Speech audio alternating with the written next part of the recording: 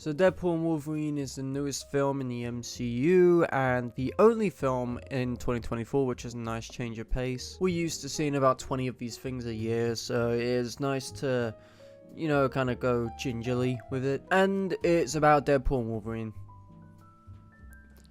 That's all I can say, because there's literally spoilers in every scene in this goddamn thing. I'm not gonna say shit, motherfucker. I'm not gonna say shit. Look, I wasn't looking forward to this. Exactly. I knew what I was getting into. I was getting into cameo bait. I was getting into cynical territory. Territory which I'm kind of over at this point. Self-awareness to write themselves a crutch to get out of the situation they're in just isn't funny to me anymore. Just look at the Scream films. The Scream films kind of using that self-awareness and that cynicism to get out of the hole they're in. And Deadpool Wolverine doubles down on it. Actually, never mind, it triples down on it. Actually, never mind, it quadruples it. I don't think there was a single scene that didn't have a joke. I think every scene had a joke of some description.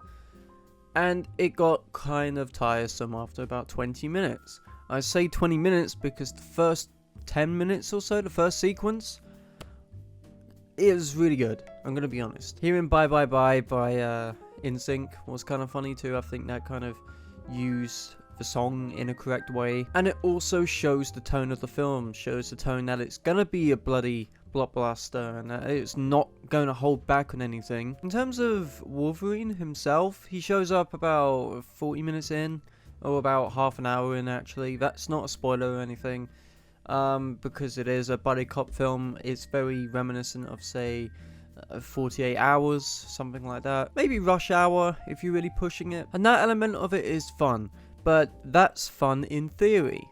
In execution, though, you kind of just whatever about it, because Wolverine isn't really given much to do. He's kind of a blank slate, which is weird considering that we know this character to be very in-depth. There are moments where you kind of get a backstory to him, such as the suit. I think the suit stuff is kind of sweet, and there are elements of him feeling like a loner and feeling like he's not doing exactly what he needed to do to save the people that he loved. Same with Deadpool to some description, but at the same time I kind of wanted him to, you know, be something a little bit more than just a punching bag like he is. Now let's talk about the cameos. I'm not going to tell you which cameos are in this because, yeah, there's no point and the film's only just come out.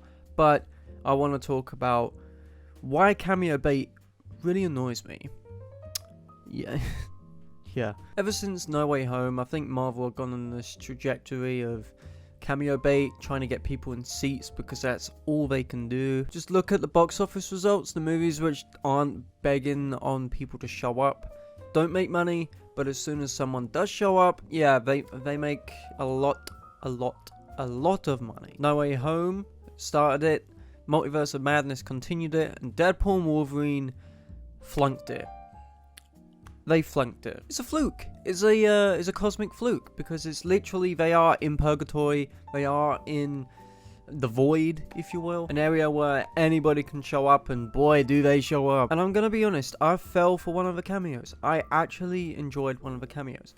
I never thought I would say it, but it's true. I'm not gonna say who it is, obviously, but when you see it, I was kind of like, yeah, that's kind of dope. I kind of like that. But cameo bait films just aren't my cup of tea. As you know, I'm very much into the indie scene, so seeing the Hollywood blockbusters just not take themselves that seriously anymore and kind of don't have a lot of fun with what they're given, it kind of just feels like they're going in a meta route to write themselves out of a hole.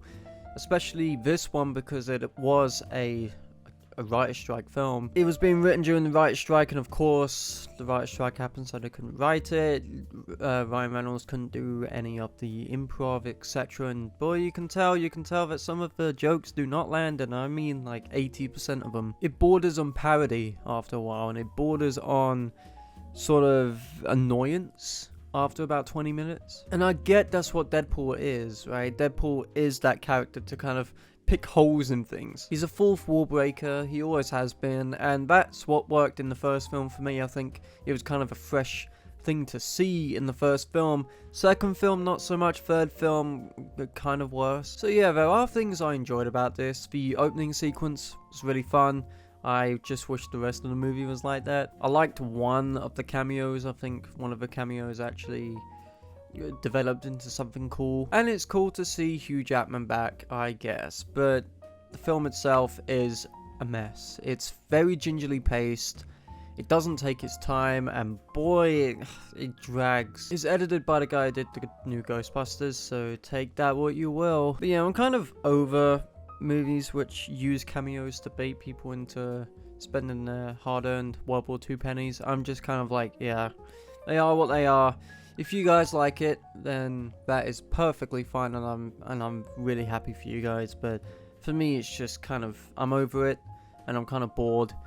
And yeah, I just don't really want it anymore. And I said to myself I wasn't going to go see this, but I succumbed to brain rot and fell for it, I guess. I don't know. But I saw it in 3D, and the 3D was definitely the best way to watch it. If you guys want to see it, watch it in IMAX 3D. I think the 3D really stands out and makes it what it is. So I'm going to give Deadpool Wolverine a 4 out of 10.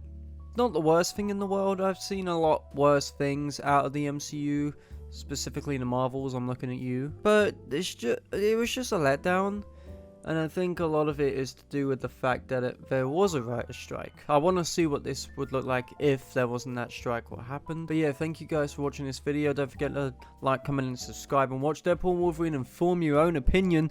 That is very important. I like to stress that you should form your own opinion, because my opinion is a weird opinion, but at the same time we all have different ones. But yeah, thank you guys for watching this video, and I'll see you guys in the next one. Peace.